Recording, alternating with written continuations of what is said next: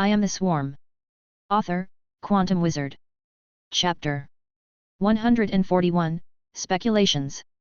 Look here, Morgan pointed to a pattern on the stone tablet and said, early writing combined peculiar textual styles with some pictographic expressions. This pattern represents a burning fireball. He then pointed to another part of the tablet. These small figures look closely, there are subtle differences. They likely represent two different races. Over here, this glowing insect-like pattern appears to rule over these small figures. These record what seem to be natural disasters, processes of escape, and even conflicts between two races. Morgan enthusiastically expounded on his findings for a while before concluding, the ancient legends are true, there really were gods. Sarah pursed her lips skeptically.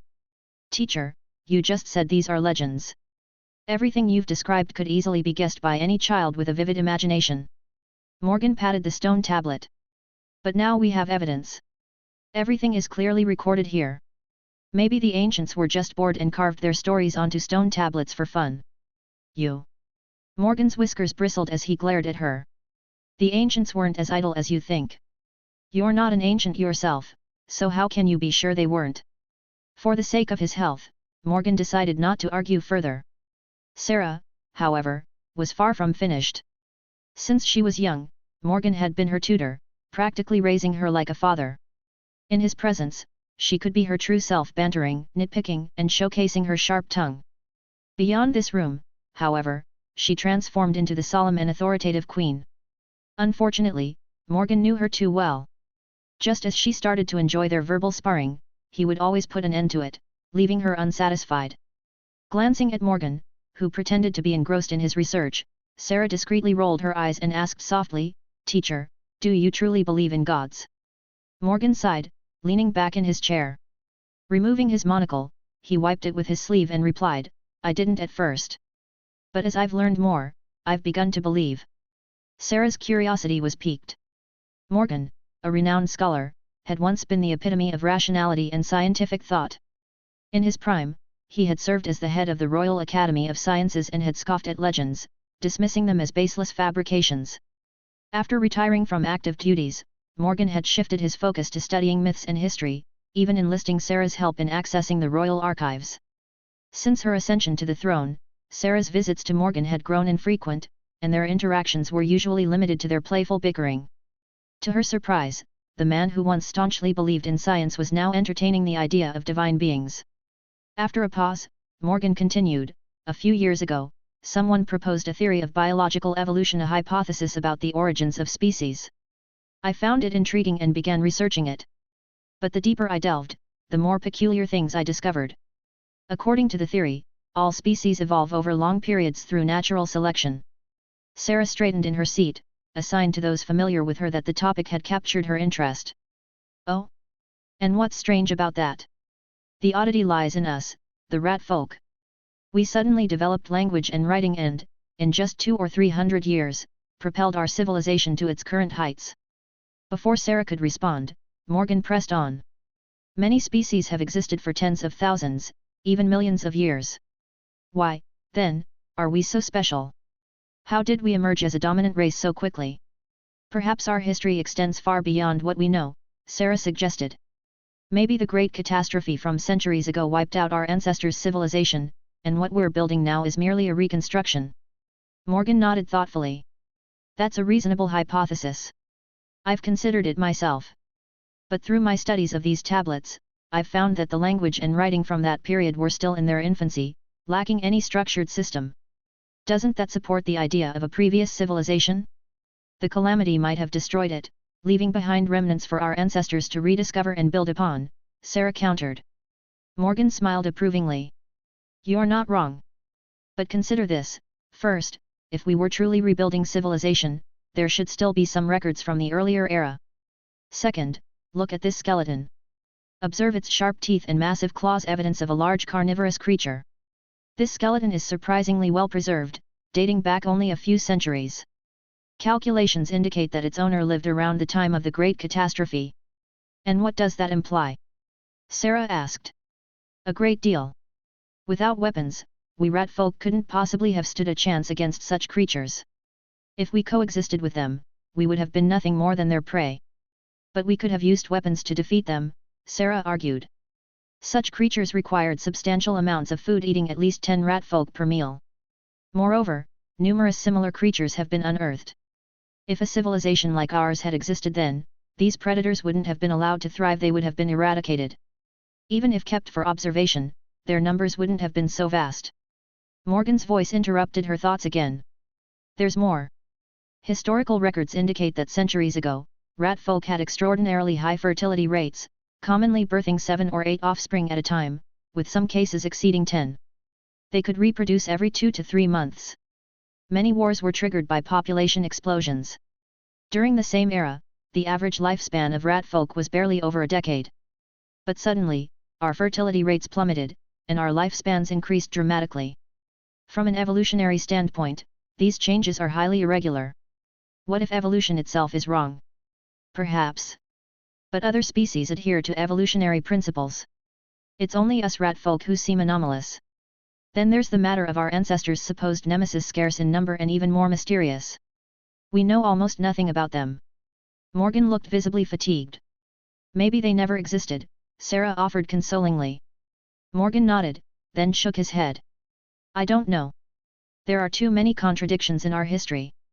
The two fell silent for a long time before Morgan muttered to himself, but if you introduce an omnipotent god into the narrative, everything begins to make sense. Chapter 142, The Door.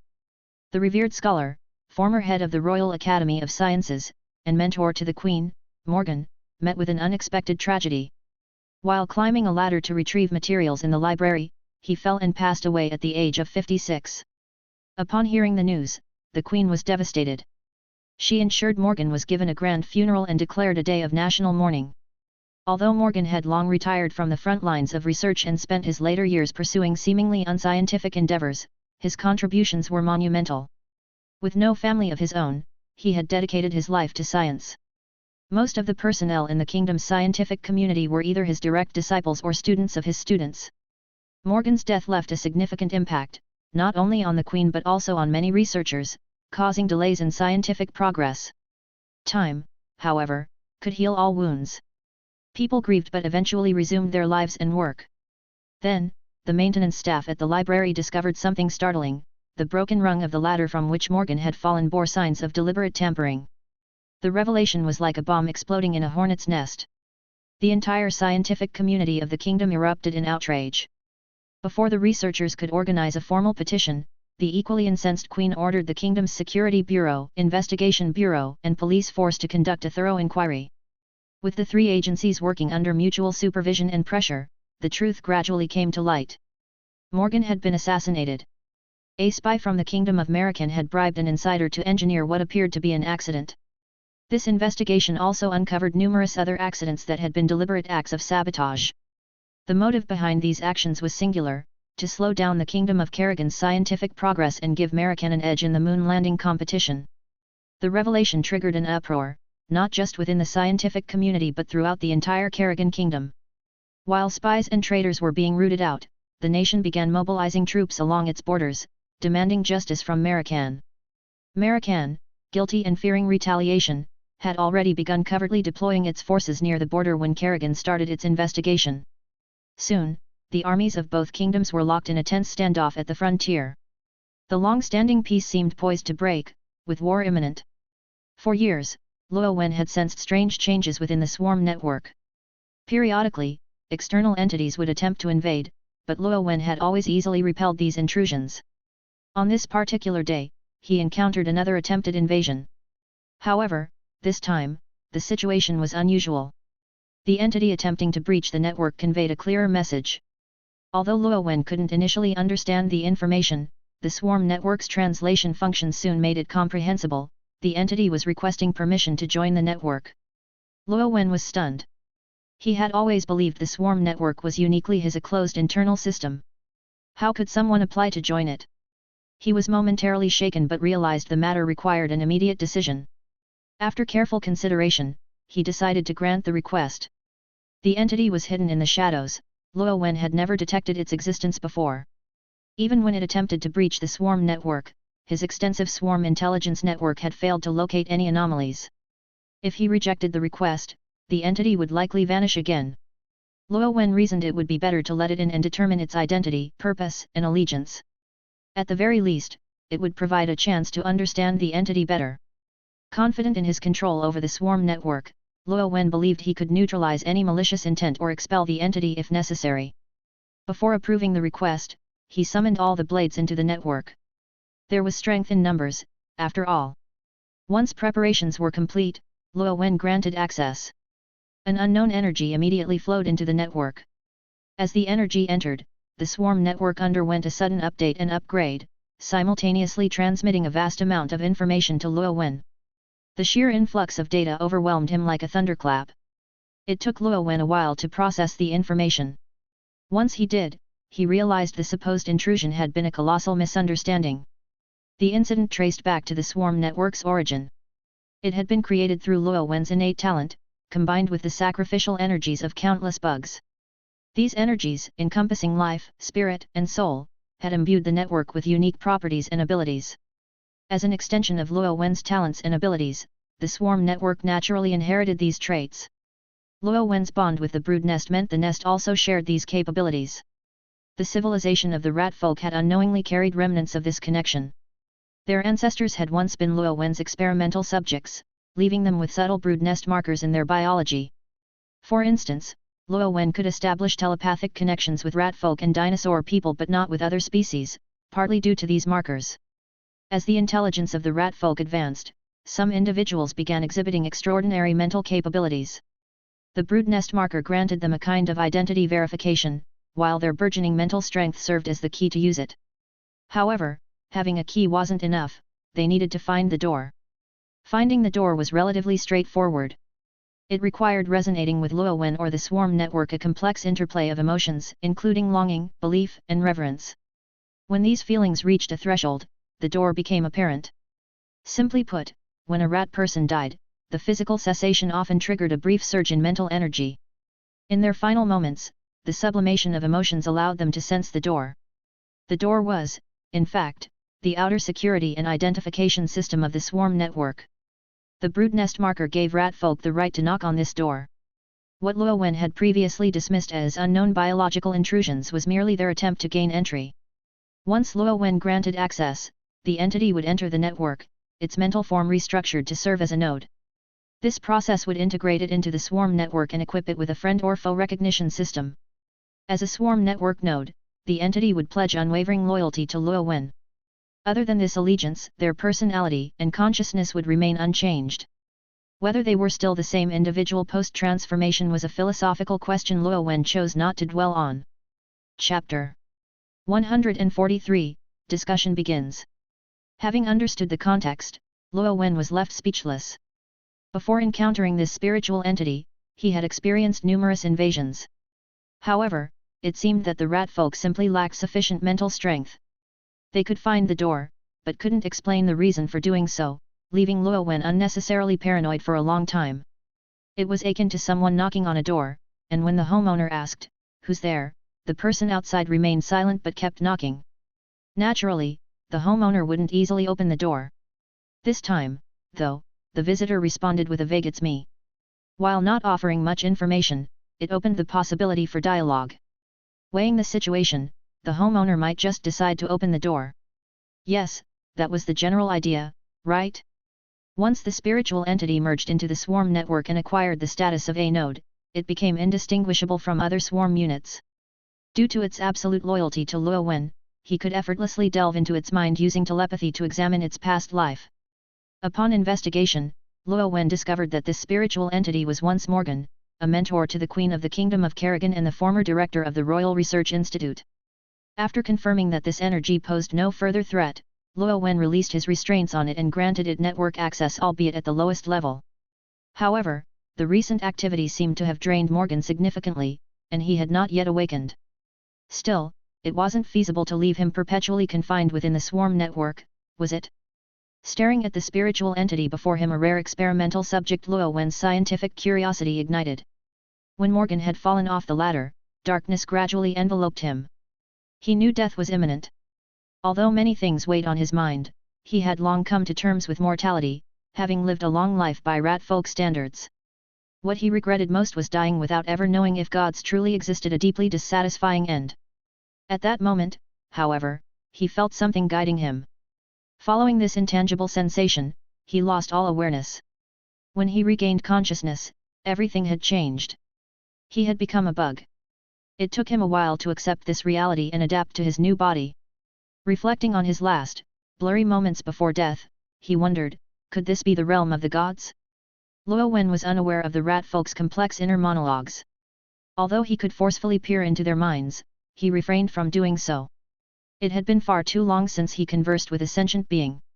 His previous encounters with the rat folk and dinosaur people were more about playing tricks and less about true communication.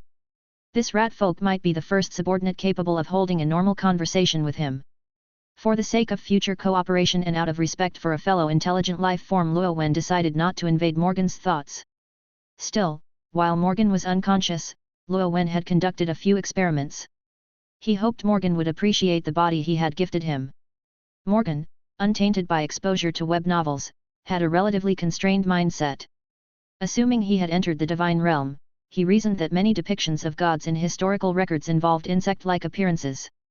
After acclimating for some time, Morgan crawled through a passage and emerged from an exit, where he spotted a bug resembling him, silently watching.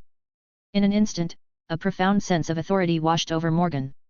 His body and soul both screamed that the bug before him held supreme importance. Instinctively, he linked to the other entity, receiving its approval. Excited, Morgan exclaimed, "Are you God?" Luo Wen was satisfied with Morgan's attitude. He had waited for this moment for so long. Clearly, the swarm network's modifications had been effective. Just as he was deliberating his next words, Morgan continued, "No, you must be Her Majesty the Queen. I served the Queen in life and now serve another in death. What an honor!" Had Luo Wen's face not been covered by the exoskeletal armor of this bug body, it would have been contorted with confusion. Dismissing his deep, mysterious act, Luo Wen addressed Morgan directly. Morgan was the first intelligent life form converted and was still in an experimental phase. Clearly, something had gone awry for him to spout such nonsense.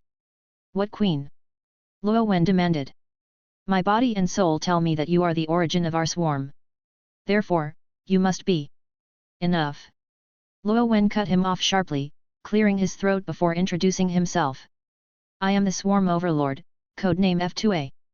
From now on, I do not want to hear any other titles. But if you'd prefer to be remade, by all means, continue." Morgan, a rat folk well versed in court and workplace politics, wisely decided against unnecessary trouble and promptly responded, "Understood, Overmind. I get it." Relieved, Luo Wen no longer fixated on titles. Listening to Morgan's self-introduction, he cross-checked the details with his own knowledge.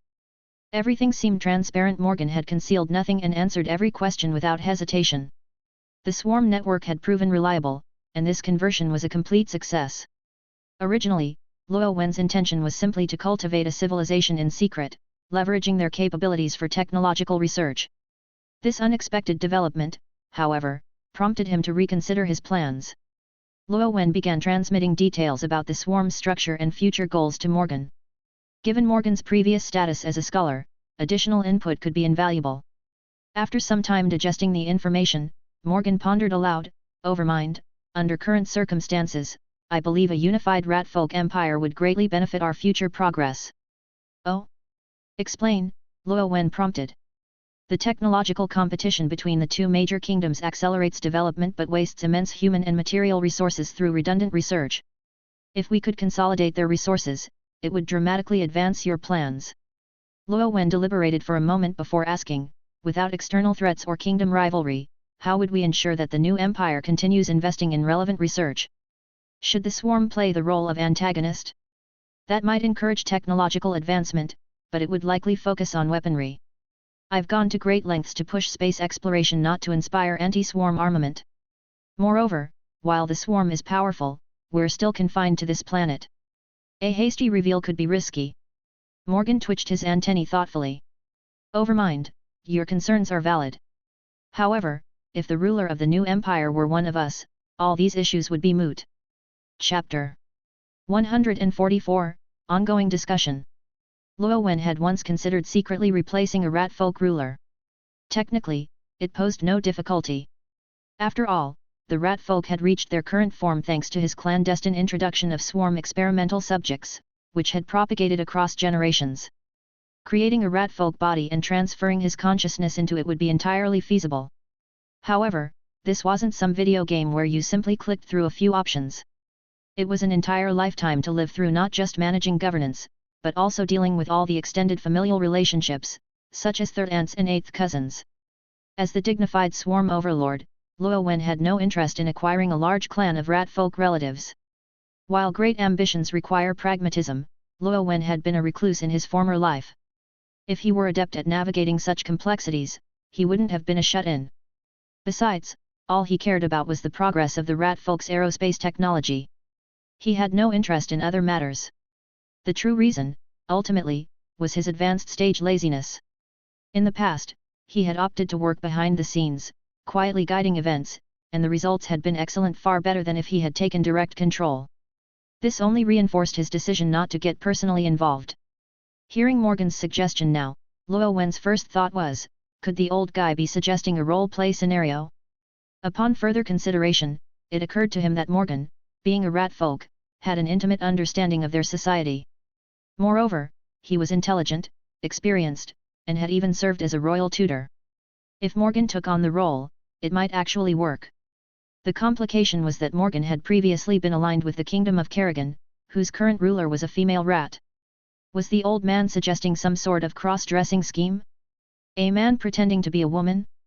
Luo Wen was surprised he had reviewed Morgan's life and hadn't noticed any such tendencies. Or was Morgan proposing to replace the ruler of the Kingdom of Merican? That ruler was male, but Morgan seemed less familiar with their political environment. Taking over that role might make things harder to manage. Setting these thoughts aside, Luo Wen decided to hear Morgan out. So, which king are you suggesting we replace to unify the rat folk? Morgan was momentarily confused by Luo Wen's line of thought, pausing before responding, replace? What do you mean? Didn't you just say that if the new empire's ruler was one of us, the problems I'm worried about wouldn't arise? After a moment of reflection, Morgan replied, Overmind, what I meant was that the Queen of the Kingdom of Kerrigan was once my student. I'm confident I can persuade her to support our cause. This discrepancy in understanding stemmed from their differing perspectives. Luo Wen had lived for centuries, even discounting his periods of hibernation. In terms of age, he far surpassed Morgan. Over such a long span, his worldview had completely transformed. To him, only those with a node status in the swarm network could qualify as one of us. The network ensured their absolute loyalty, sparing Luo Wen from political maneuvering, an arrangement perfectly suited to his lazy nature. Morgan, being the only other intelligent life form with node status in the swarm, was naturally considered trustworthy. When Luo Wen heard Morgan's suggestion, his immediate assumption was that Morgan was volunteering to play the ruler himself. For Morgan, however, the term one of us extended to anyone with aligned or non-conflicting goals and interests. Luo Wen quickly grasped the misunderstanding.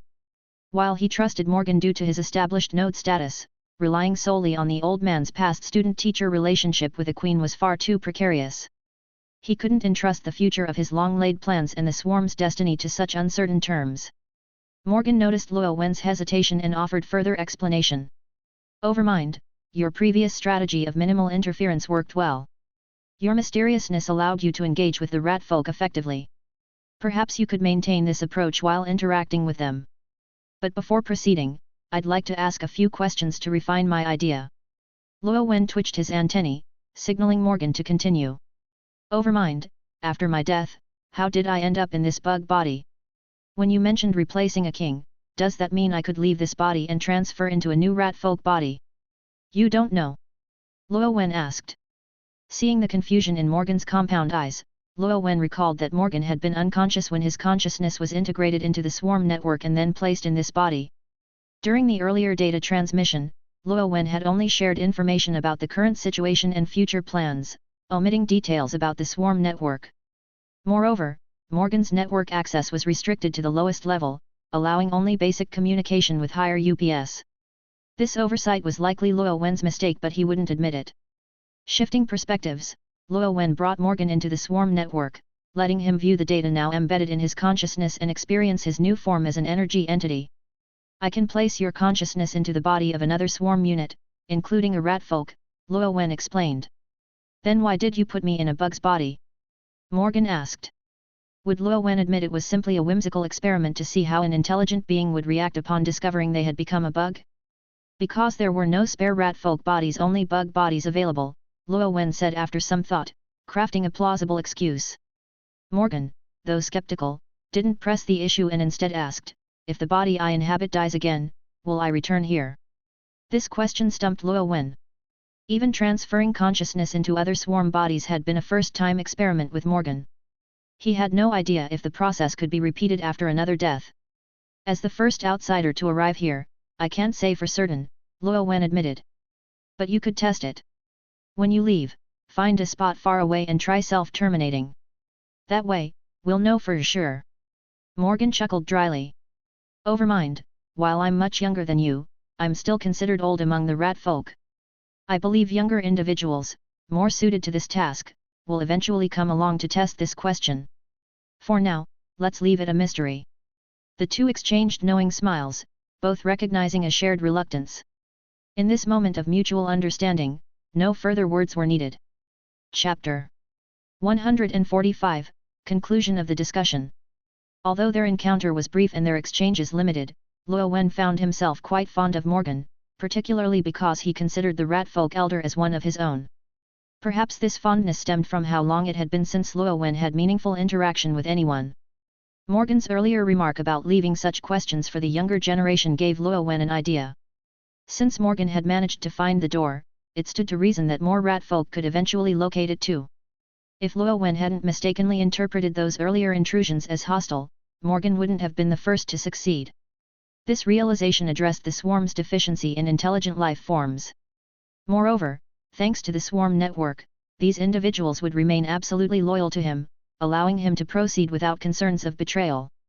In time, the swarm's intelligent members would grow in number. Luo Wen could even establish a dedicated research institute, allowing him to pursue any scientific inquiry without relying on the rat folk civilization. Such an arrangement would be far more convenient than covertly guiding their development. Even so, Luo Wen decided to continue nurturing the rat folk civilization. They served as resources, after all essential for producing the swarm's own intelligent life forms. Additionally, they provided a useful cover. Should alien species visit this planet, the swarm, still confined to its home world, was too vulnerable. Having an overt civilization in place would reduce the chances of the swarm being discovered. The probability of such an encounter was slim, but Luo Wen prided himself on his expertise in caution. With these thoughts, Luo Wen lost interest in unifying the rat folk under a single empire. When Luo Wen shared his ideas with Morgan, the elder paused to consider before responding. If that is your goal, Overlord, then unifying the rat folk empire becomes even more critical. Oh? Why is that? If you wish to establish a swarm research institute, you'll require a great many scientific talents. You're not wrong, Luo Wen agreed. However, Morgan continued, I recall that for outsiders to connect to the swarm network, they first need to find the door. To find the door, they must harbor strong emotional ties, perhaps reverence or attachment toward you or your alternate identity. Luo Wen nodded in agreement, gesturing for Morgan to elaborate. Drawing on his experiences, Morgan explained, in my case, it was curiosity about the origins of the rat folk, which gradually developed into a mix of emotions, curiosity, awe, aspiration, faith, and so on. These emotions led me to the door and ultimately transformed me. Morgan paused, appearing deep in thought, then resumed, among researchers, cases like mine are rare. Most who manage to find the door are likely to be those who blindly believe in myths and worship you unconditionally. While their loyalty to the swarm is guaranteed, their contributions may be limited. Furthermore, while we are absolutely loyal to you and would never harm the swarm or your interests, we remain independent individuals in terms of consciousness. This means that internal conflicts could arise. Disputes over research topics might be tolerable, but petty rivalries and infighting are not something you'd want, I assume.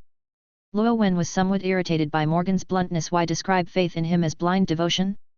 Even so, he understood the elder's underlying concerns and acknowledged the realities they reflected. However, Morgan didn't know that pure faith alone wouldn't suffice. Even if someone reached the door, without unique mental talents, they couldn't complete the journey. At present, individuals with such talents were exceptional in many ways, which meant they wouldn't be mediocrities. Still, as Morgan suggested, their numbers among researchers might indeed be limited. Luo Wen shared this aspect of mental aptitude with Morgan, who considered it thoughtfully. Researchers are generally intelligent, their mental talents might be quite strong. If there's a way to train these talents, it would be beneficial. Unfortunately, that's beyond my expertise. It would depend on you, Overlord. Luo Wen wanted to explain that this talent of his had developed instinctively during a period of hibernation, and he had no idea how to train it. Nevertheless, since no one else was equipped to take on this task, he resolved to explore potential methods in the future. Shifting back to the topic of unifying the rat folk, Luo Wen realized their discussion had veered off track. He motioned for Morgan to return to the earlier point. Morgan sighed briefly before continuing from where he left off. If we collaborate with the Kingdom of Kerrigan to unify the rat folk, we could guide their scientific endeavors. Moreover, we could screen capable researchers and teach them how to find the door and knock. This way, they could continue contributing to the swarm after their deaths. How would we make these researchers believe in me? And how could we ensure that the Kingdom of Kerrigan doesn't betray us afterward? Are you relying solely on your former student-teacher relationship with the Queen? Luo Wen voiced his doubts. Morgan smiled faintly. Overlord, you may not realize this, but my current state is something many would dream of, retaining one's individuality while gaining a new lease on life after death. If researchers knew that faith in you could grant them more time to pursue their passions, they'd flock to you. As for ensuring the Kingdom of Kerrigan's loyalty, relying solely on my relationship with the Queen would be insufficient. But combining that with material incentives and a demonstration of force should be enough. Practically speaking, we have no conflicting interests with the rat folk kingdoms. All we require is increased investment in aerospace research and deceased researchers. Trading these for the support of a powerful ally is a fair deal. Sarah is my brightest student and a highly capable queen. I trust she'll recognize the advantages of this arrangement. Additionally, at the right moment, we could reveal information about the door and the path to her. Such knowledge would be irresistible to a monarch. Most importantly, we don't need to expose the swarm's existence. Overlord, you've always appeared in legends as a god. We can depict the swarm network as your divine realm. Faith in you would grant access to this realm after death, where one could be reborn. And I would serve as living proof of this promise. Chapter 146, Spore Capsule. Luo Wen found himself increasingly impressed with Morgan's ingenuity. After careful consideration, he determined there were no issues with the elder's proposal. Within the rat folk's understanding, Luo Wen was already a mysterious and intangible figure. As long as he maintained his previous approach, the risk of exposure was minimal. The two discussed and finalized various details of the plan. Morgan then returned to the physical world, re-entering his insect body. The bug opposite him was no longer under Luo Wen's control. After a brief moment of confusion, it found its place and scurried off to resume its tasks. Morgan clicked his tongue twice in amusement before setting off to explore the underground brood nest. However, his unsteady gait made it clear he was still adapting to his insect body. 2 days later, a custom rat folk body emerged from its egg. It resembled Morgan's original form with 8 or 9 parts similarity, though it appeared significantly younger. This rapid production process required the brood queen to gestate the experimental subject to near maturity within her body. While energy-intensive and unsuitable for mass production, it was feasible for occasional use. By now, Morgan had become proficient at using his insect body, frolicking about the brood nest. Without warning, his consciousness was pulled out remotely, then unceremoniously thrust into the new rat folk body. It took him a while to regain his senses. He stood, inspected his body, and muttered to himself, "Such means, how are they any different from the gods we know?" Surveying his surroundings, he noted the deep mountain location, surrounded by towering trees. Nearby, a rock bore a neatly arranged set of clothes and a small stash of rat folk currency. Luo Wen had upgraded Morgan's swarm network permissions, enabling him to perceive the nearby lower-ranking swarm units. Through this connection, he discerned a hidden brood nest underground, likely the origin of his new body. Morgan dressed and attempted to navigate his way out but soon found himself lost. Using the swarm network, he inquired with Luo Wen, who advised him to wait patiently. As dusk fell, a sudden gale swept through, and a pterosaur materialized before Morgan. This large airborne transport unit was something Morgan had only read about in the data Luo Wen had transmitted. Seeing it in person was an awe-inspiring experience. The pterosaur opened its mouth and expelled a fleshy, meatball-like object. This was one of the byproducts of Luo Wen's earlier fungal carpet research. When fully energized, it could proliferate rapidly, enveloping living beings or objects to shield them from harm. Luo Wen had later fused it with certain large fungal strains to develop it into a functional node unit, naming it the spore capsule. In earlier times, it had been used to transport brood queen larvae, protecting them from cold and strong winds due to their weak defenses. Morgan, with higher network permissions than the spore capsule, quickly understood its use. Activating it, he watched as the meatball rapidly proliferated, forming a layer of plant-like flesh around him. Moments later, Morgan was entirely encased, leaving only a purple-gray capsule about a meter tall in his place. The pterosaur grasped the capsule with its hind claws, spread its wings, and took off. Both it and the capsule quickly blended into the surroundings, vanishing from sight. This was a new model of the pterosaur, equipped with an optical camouflage system. While the ratfolk's technological tree was skewed thanks to Luo Wen's manipulations, leaving their radar technology severely underdeveloped, their reliance on visual observation could not be underestimated. The sudden appearance of a mythical creature like this could cause a significant uproar, potentially distracting scientists from their research. The optical camouflage system had also been improved over the years. By integrating various related genes, the system's response time was now faster, avoiding delays that previously created mosaic-like distortions at high speeds. Morgan's network permissions, slightly higher than the pterosaur's, allowed him to borrow its perspective.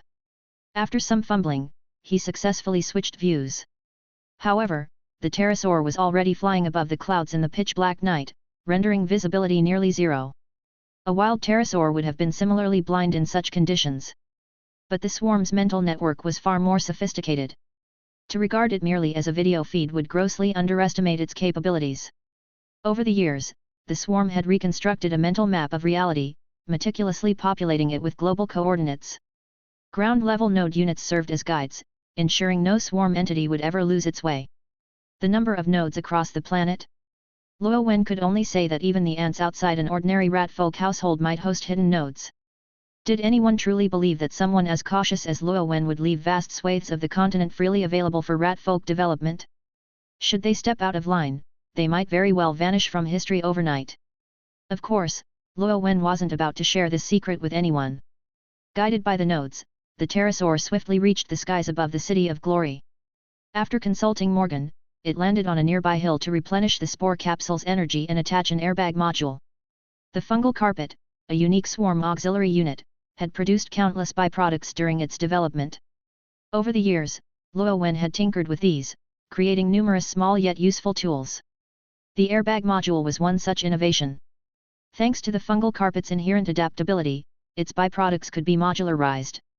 This not only made their combinations more versatile but also reduced unnecessary energy waste. Taking flight once more, the pterosaur carried the spore capsule high above the Kerrigan Royal Palace, hovering at 10,000 meters before releasing its payload. The spore capsule descended silently. Equipped with an optical camouflage system and shrouded in darkness, it went unnoticed. At 3,000 meters, the airbag module activated. Its algae-fused genes rapidly produced hydrogen, inflating the airbag. As the airbag expanded, the spore capsule's descent slowed. By the time it reached 1,000 meters, the descent halted completely, leaving the capsule to hover in mid-air. Chapter 147, Secret Meeting. Floating spore sacs adjusted their direction as they descended slowly. Tiny holes opened around the membrane of the airbag module, venting hydrogen gas from within. Finally, a spore capsule containing Morgan landed quietly on the lawn before one of the palace's buildings. It swiftly contracted into a small ball and fell to the ground. Morgan ignored it, knowing other units of the swarm would handle it shortly. This was the entrance to the Queen's study. Morgan was well acquainted with this place, where the Queen reviewed governmental matters each night. In the early days of her reign, she often invited him here for advice. For a moment, Morgan was lost in thought. It was only a few days ago that the Queen had sought his counsel in this very room. Yet after a brush with death, time felt like it had stretched endlessly for him. The surroundings were eerily quiet. As the heart of the palace, the area should have been heavily guarded. Yet Morgan stood boldly for some time without being questioned or triggering an alarm. Lying haphazardly in the nearby corners, both lit and shadowed, were numerous ratfolk guards dressed in combat attire. They had not abandoned their posts but had been preemptively neutralized by the swarm. All were still alive.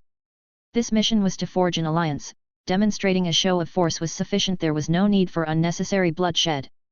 A small flying insect completed the neutralization task. Equipped with stingers laced with potent hypnotic toxins, they only needed a light jab at the nape of the unsuspecting ratfolk guards to render them unconscious for about 2 hours. In front of the study door stood a grey and white-furred female ratfolk, fully armed.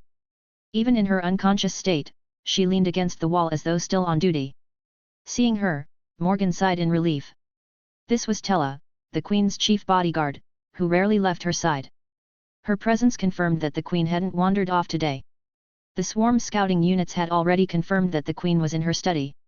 Yet Morgan, still unaccustomed to the swarm's precise and coordinated operational methods, harbored a trace of doubt. The swarm, embodying Luo Wen's will, operated with a level of discipline and unity unimaginable to Morgan, whose experience was limited to the ratfolk military. Even the most elite ratfolk troops could not achieve such synchronization. Inside the study, Queen Sarah Kerrigan sat quietly at her desk, waiting. She had long noticed the anomaly outside. However, she chose not to act rashly. Since the intruders had already dealt with her guards and even disabled the monitoring room without triggering any alarms, they clearly had extraordinary methods or an inside collaborator. She leaned towards the latter theory, unable to fathom how the guards could be subdued so silently without internal betrayal. Given this, any action on her part would likely be anticipated. It was better to stay put and confront the intruders directly, to discover their purpose and to unmask the traitor. Even in death, a queen must not lose her dignity. When Morgan pushed open the door, their eyes met immediately, and the atmosphere seemed to freeze. The two exchanged their first unspoken confrontation. "Have you come to kill me?" Queen Kerrigan broke the silence after a moment, her voice calm but laced with complex emotions. Her gaze was sharp but devoid of killing intent. "You're overthinking, Your Majesty. I mean you no harm." Morgan observed the Queen, whose expression bore a trace of resignation to death, and spoke without theatrics. Removing the hood of his cloak, he revealed his face. The face was vaguely familiar, but Queen Kerrigan could not place him immediately. She hesitated. "You are?" "Morgan greets Your Majesty," he said, performing an elegant bow in the manner of a nobleman. At the mention of his name, her mind drew a connection between the figure before her and a shadow in her memory. Their mannerisms were identical. However, the person she remembered was someone she had personally ordered buried. Could he be a relative of her deceased mentor? A resemblance would be reasonable, but his purpose in coming here was unclear. Questions flooded her mind. "And you are, what relation to Master Morgan? What brings you here?" she asked. If he wasn't here to kill her, he clearly had some other objective. The lengths his forces had gone to, with such a calculated show of strength, suggested his intent was significant. She dismissed the thought of her old mentor himself. It was impossible. Morgan smiled faintly. "Do you recall, Your Majesty, when you were 4 years old, hiding under the desk on the right after being punished for the first time? Or when you were 5, and just a few days ago, my musings about the gods? Do you remember?" As Morgan recounted each moment, Queen Kerrigan's face darkened. Finally, she trembled and asked in disbelief, "Master Morgan? How can this be?" Morgan remained silent. After a brief pause, Queen Kerrigan absorbed the revelation and steadied herself, her intellect reasserting itself. She asked, "Could it be?" "That's right," Morgan confirmed. "But that's just a legend. Legends often have roots in truth." "Then, teacher, you. After death, I was fortunate to meet the gods. I offered my faith, and they resurrected me." The brief exchange shook Queen Kerrigan profoundly. Even the silent subdual of her guards hadn't impacted her as much as this revelation. Morgan observed her expression and said softly, "I understand how you feel. Not long ago, I was as shaken as you are now. But this is reality." Queen Kerrigan took longer to process this revelation, quickly reviewing every piece of information in her mind. Was it possible that an internal traitor had merely found someone resembling Morgan to confuse her? Or was the Morgan before her truly the one from her past? The details Morgan revealed were things only she and her mentor had known. If he was indeed telling the truth, then the situation was far more complex than she imagined. If the intruders were merely from the Kingdom of American allied with a traitor, at least the fight would remain on familiar terms. But if the man before her truly had divine backing, this was an entirely different level of conflict. She had no experience dealing with gods. Against such inscrutability, she was at an inherent disadvantage. For a moment, she felt utterly at a loss. Chapter 148, The Unexpected. However, as the Queen of the Kingdom of Kerrigan, Sarah Kerrigan would not avoid what she must face. Steadying herself, she asked, "So, teacher, you didn't come here just to see me, did you?" Morgan was pleased with her composure. After all, she was his student, and her performance brought him a sense of pride. "Of course not. While I did want to see your Majesty, I also have a proposal for cooperation to discuss." The Queen furrowed her brow. "And, teacher, in what capacity are you proposing this cooperation? As Morgan, or as a representative of the one behind you?" Morgan smiled faintly. "Your Majesty sees clearly. I am here as a representative of my god." "Then please, speak plainly. I'm curious what sort of cooperation could a legendary god propose to a mere mortal like me? After my rebirth, I learned that my fall was no accident. Moreover, it pushed the two nations to the brink of war. Therefore, I petitioned my god to aid the Kingdom of Kerrigan in annexing the Kingdom of American and establishing a unified Ratfolk Empire." Queen Kerrigan hadn't anticipated such an ambitious proposal. While unifying the Ratfolk had been the dream of her and her ancestors, the scale of the offer was almost overwhelming, too good to be true. She didn't doubt Morgan's capabilities. The demonstration outside had been proof enough. If even the most secure location in her kingdom could be infiltrated so thoroughly, other places might as well have no defenses at all. "And what would I need to offer in return?" she asked. "It's quite simple. After unifying the Ratfolk, we need your Majesty to allocate additional personnel and resources to continue advancing the lunar exploration project. Additionally, we ask for permission to spread faith among the researchers." The Queen was stunned by the simplicity of the conditions. They were so modest that they hardly seemed worth mentioning compared to uniting the Ratfolk. "That's all. Of course, for the sake of harmonious cooperation, your Majesty would also need to offer your faith." This was a last-minute addition by Morgan. If the term seemed too light, his student might grow suspicious, so it was better to include some additional requirement. As expected, Queen Kerrigan's tension eased slightly at his words. So, they did have other motives. She had anticipated as much and immediately began forming countermeasures. She would set up fail-safes to ensure that if she ever acted out of character or against the kingdom's interests, someone would be ready to eliminate her. Tella, her chief bodyguard, was unlikely to carry out such an act, but other candidates for the job quickly came to mind. The proposal was monumental, and in just a few exchanges, the fate of another kingdom was sealed. Once the terms were finalized, Morgan bowed and prepared to leave. Watching his retreating figure, Queen Kerrigan hesitated before calling out, "Teacher, are you still Morgan?" "Of course, Sarah," Morgan replied with a smile before leaving gracefully. As Morgan exited the study, he knew though he couldn't see it that the spore capsule was already waiting for him. Shrouded as if by an invisible cloak, Morgan slowly disappeared from the Queen's view. The hydrogen within the air sac had remained balanced in a suspended state. Once it enveloped Morgan, a slight increase in hydrogen allowed the spore capsule to ascend gradually. High above, an invisible claw grasped the spore capsule and whisked it away. A living person vanishing before her eyes was beyond the Queen's comprehension. She had intended to observe how Morgan would leave but was unprepared for such an uncanny departure. Later, when the next guard shift arrived, Queen Kerrigan ordered a lockdown to prevent news of the night's events from spreading. Even a review of surveillance footage revealed only guards collapsing into sleep without warning. At the time of the incident, even the guards in the monitoring room had been neutralized. Without exposing the existence of a god, she had no plausible explanation for such bizarre events. Ultimately, she confided only a small portion of the truth to her most trusted aide, Tella. Together, they reframed the incident as a drill, a test of the guards' vigilance through tampered meals. Tella scolded the guards harshly, and the matter was swept under the rug. Although she believed Morgan's story, Queen Kerrigan maintained a cautious stance. She insisted the other side take the first action and provided a list of names members of the American royal family and their loyalists.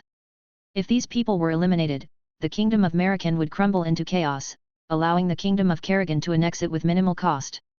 Morgan wasted no time. In the following days, the Kingdom of American was thrown into upheaval. Members of the royal family and key officials across various sectors began dying mysteriously in their sleep. The cause of death was universally attributed to acute cardiac conditions, but the sheer volume of fatalities numbering in the tens of thousands over just a few days made it clear this was no coincidence. Investigations yielded no leads. Even isolating potential targets under tight security failed to prevent the deaths. The chaos was caused by a minuscule creature known as the anti-rat folk poison stinger bug. Barely 1 millimeter long and nearly invisible to the naked eye, it resembled a spider with 8 adhesive, hook-tipped legs for climbing any surface. The bug's abdomen was almost entirely filled with a venom sac containing a rat folk-specific toxin. A mere drop of this venom paralyzed the rat folk nervous system, halting the heart as the brain mistakenly concluded the body was dead. The bug's stinger was a curled appendage that extended to 1 centimeter 10 times its body length when deployed. The design was adapted from the chameleon bug. The bug infiltrated the target's environment with ease, exploiting even the tiniest gaps. Once in position, it would inject venom through the root cavity of a coarse hair, administering the toxin over several minutes. This process usually occurred during the victim's sleep. The venom contained anti-inflammatory agents to prevent redness or swelling at the injection site, leaving virtually no trace. Originally devised by Luo Wen as a defensive measure, a single small flying insect could carry and deploy hundreds of these venomous bugs. With 10 brood queens producing poison stinger bugs daily, an entire rat folk civilization could be eradicated. This was merely a test of their capabilities. As panic spread and the American kingdom descended into chaos, even the military stationed at the Kerrigan border was not spared. High-ranking officers succumbed in their sleep, dismantling the army's chain of command. The kingdom of Kerrigan was stunned by the neighboring kingdom's turmoil. Many feared the accident might spread to their own country. However, a few days later, Queen Kerrigan personally issued orders for an offensive, sending the command to her frontline troops. Chapter 149, Aftermath of War. The war concluded more smoothly than expected. Without a functioning command system, the Kingdom of American had virtually lost all ability to resist. Strangely enough, whenever the Kerrigan army occupied a territory, the incidents would cease. Toward the end, American cities practically left their gates wide open, welcoming the Kerrigan forces with celebratory processions. The Kerrigan Kingdom's army advanced with little resistance, quickly conquering most of American territory. Only some remote regions remained unattended due to the rapid pace of their progress and a lack of personnel to secure them.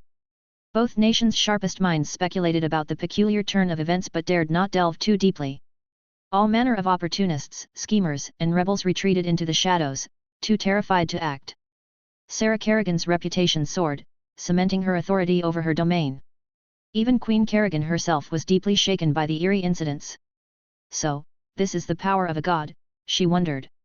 Despite being a collaborator, she had no understanding of how her allies had orchestrated these events, ultimately attributing it to divine intervention.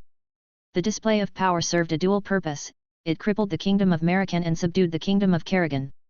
The demonstration was even more fearsome than what had unfolded outside her study door. Until a countermeasure could be devised, the partnership was secure. Any lingering doubts or reservations the Queen harbored were dispelled. After all, her collaborators' demands were modest. There was no reason to jeopardize the alliance over such trifles. 3 months later, following intense preparations, the newly formed Kerrigan Empire was officially established. Sarah Kerrigan ascended as its first emperor, earning the title of Empress Kerrigan I, or Sarah the Great. This monumental achievement uniting the rat folk etched her name deeply into their history. Rather than reducing investment in aerospace technology following unification, the rat folk empire doubled down. The former scientific academies of both kingdoms were merged into the Imperial Space Research Institute, consolidating all aerospace-related personnel under one banner. Resources and manpower were allocated generously, with no expense spared, leaving analysts baffled. The appointment of the Institute's first director only deepened the confusion. A complete unknown parachuted into the position, bypassing all conventional processes. According to insiders, the new director was a relative of Morgan, the Empress's late teacher and former head of the Academy. Allegedly, the position was secured through personal connections with the Empress herself. The appointee's credentials were non-existent, an egregious example of nepotism. Many questioned how the Empress, renowned for her intelligence, could make such a decision. Yet, with the momentum of unification and unprecedented public approval, no one dared raise the issue before her. Though the scientific community bristled at the decision, they begrudgingly accepted it, many planning to make life difficult for the outsider. If he stumbled badly enough, he might resign out of shame. However, when the new director finally appeared, his uncanny resemblance to the late Morgan stirred memories among many. Their hostility softened somewhat. Many were students, protégés, or colleagues of the old academy head. They resolved to give him a chance, provided he wasn't utterly incompetent. To their surprise, the new director quickly won them over. Despite his youth, he demonstrated seasoned leadership, extensive knowledge, and an uncanny familiarity with his team. Time and again, he intuitively addressed their concerns, earning widespread admiration. The newly crowned empress, meanwhile, was basking in her triumph but frequently found time to consult the new director. Rumors began to swirl about an improper relationship between the two. The gossip eventually reached the empress's ears, prompting her enforcer, Chief Guard Tella, to find the worst offenders and mete out punishment over trivial pretexts. Left with broken bones and months of hospital recovery, the chastened gossips dared not whisper another word. The empress knew the director's true identity and had no intention of pursuing any romantic entanglement. Since ascending to the throne, she had lived in constant fear that the enigmatic figure behind Morgan would come to collect on their deal. Yet, Morgan only claimed the role of director for the Space Institute and never sought anything more, not even the faith offerings he had initially mentioned. At first, the Empress was convinced the demands were a smokescreen for a larger scheme. Surely the true intent was to manipulate her through faith, to brainwash her and seize control of the Empire from the shadows. But as time passed, it became evident that the supposed smokescreen was their genuine goal. This only deepened her confusion. Why would a god care so much about space technology? Could the stories of gods living on the moon be true? Perhaps they had left and couldn't find their way back? With no further pressure from her allies, her fear gave way to curiosity. She began visiting Morgan frequently, driven by a need to uncover why his benefactor was so fixated on lunar exploration. Meanwhile, Luo Wen continued to expand his network of followers. Among his newest recruits were two former merchants. Thus, a company called Starlight Enterprises was soon established, specializing in mineral exploration and development. Starlight, an unassuming startup, seemed almost divinely blessed. Every exploration site it picked yielded rare minerals and valuable resources. The company expanded at an astonishing rate. Naturally, such success drew envy, and opportunists sought to undermine it. However, these rivals mysteriously succumbed to the same inexplicable sleep deaths that had plagued the American kingdom. The connection to the royal family's earlier actions deterred most challengers, and the few who persisted soon met the same fate. Starlight's operations continued smoothly, but what puzzled observers was its allocation of profits. All earnings were funneled into building research laboratories. These labs tackled diverse fields: biology, mechanics, environmental science, and aerospace. The company welcomed talent from all walks of life, funding projects regardless of commercial potential. As long as an idea was sound, Starlight offered unwavering support. Suddenly, misfit researchers, fringe theorists, and underfunded scientists flocked to its doors. Rival corporations were baffled. This isn't a business, it's a charity. Chapter 150, Development. The rat folks' currency was utterly useless to Luo Wen, and their mineral resources held little value to the swarm at present. Without the capability to leave this planet, the minerals were worthless, and once off-planet, minerals were abundant in the universe. Thus, Luo Wen decided it was better to exchange these relatively worthless assets for technology or ideas. If even one or two proved useful, it would be worth the effort. During this time, Luo Wen had been exploring methods to enhance his mental strength. Relying solely on luck to recruit followers was far from sufficient for his ambition to establish a swarm research institute. At this rate, who knew how long it would take to reach that goal? However, his understanding of this ability was limited. It was akin to how humans naturally use their arms but struggle to comprehend the underlying mechanics. Luo Wen, being an ordinary individual in this regard, found it challenging to fully grasp the concept. Therefore, he avoided doggedly pursuing this single path without alternatives. While researching ways to enhance his mental strength, he also sought other methods. His foundation in genetics proved helpful, and it led him to discover a relatively clever workaround. He developed a potion whose primary ingredient was the brood nest's blood, diluted countless times. This potion could effectively increase the recipient's compatibility with the swarm network. Simply put, it shortened the distance on the path to connection. For example, enhancing mental strength was like improving stamina, enabling one to walk farther along the path to find the door. Similarly, if someone had poor stamina but the distance to the door was shortened, the result would be the same. Due to the significant dilution of brood nest blood, the potion was inexpensive to produce but had a notable drawback: it required an extended fermentation period. Simply put, the earlier it was administered, the better. Morgan began selecting suitable candidates from the Imperial Space Research Institute. His initial targets were his old acquaintances, though he spoke vaguely about the so-called cult recruiting members. Unexpectedly, these individuals thought they had caught him in some sort of scheme and secretly reported him to the Empress. To their surprise, not only was Morgan not punished, but those accusers received a harsh reprimand. Morgan hadn't anticipated this outcome, realizing his secrecy had gone too far. He then discreetly revealed more details to these people, identifying himself and using past connections to gain their trust. Though most remained skeptical, he managed to coax or convince them into administering the potion. Meanwhile, the Empress also received a vial of the potion. Despite her busy schedule, she had nearly forgotten the matter of offering devotion. Now presented with this next step, she wasted no time injecting the potion in Morgan's presence. She had already taken precautions. Although unmarried and childless, she had designated an heir. Should anything go awry, she was prepared to make the ultimate sacrifice. As fate would have it, 2 months later, a scientist who had received the injection suffered a severe lab accident, dying instantly in an explosion that left his body shattered. This scientist, Covey, was a renowned authority in engine technology. Being older, he was among those more inclined to trust Morgan and had extensive interactions with him. The allure of a second life was too great not because he feared death, but because there was still so much unknown to explore. Although the injection had been recent, Covey's strong mental attributes and fervent desire for rebirth resulted in his finding the door, allowing him to become part of the swarm. A few days later, a rejuvenated Covey returned to the research institute, sparking fervent discussion within a small circle of colleagues. They began actively inquiring how they could devote their faith to the god. Morgan instructed them to read legends and imagine the god's majesty and omnipotence. Sincere faith, he explained, would allow the god to sense their devotion. It wasn't that Morgan didn't want to explain more, it was because neither he nor Luo Wen fully understood the mechanics of this faith. In truth, faith was merely a facade, one of many emotions that could connect to the swarm network.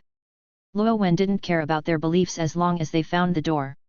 Reading legends and engaging their imagination to evoke awe, curiosity, hope, and reverence might align them with the swarm network. Whether their expectations matched reality didn't matter once connected, Luo Wen controlled their fate entirely. Within the swarm network, Luo Wen could effortlessly dominate their destinies. They couldn't hide any secrets from him.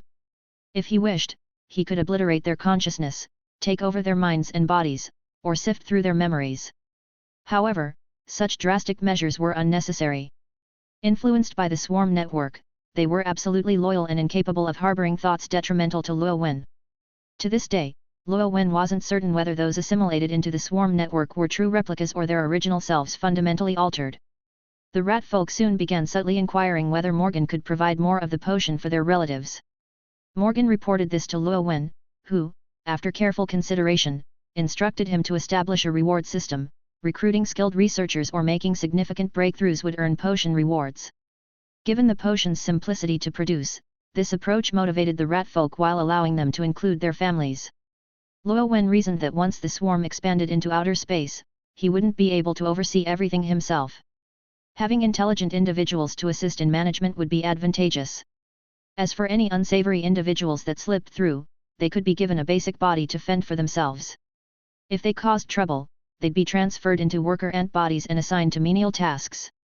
Ordinary rat folk without value wouldn't burden the swarm, but as the foundation of civilization, their descendants might one day reach the standards for swarm nodes. Thus, Luo Wen decided to let them live happily on this planet for the rest of their lives. The reward system quickly transformed the rat folk's work ethic. Within no time, nearly all researchers over 40 at the institute had been converted. Under collective pressure, Morgan lowered the age threshold to 30 and emphasized strict confidentiality.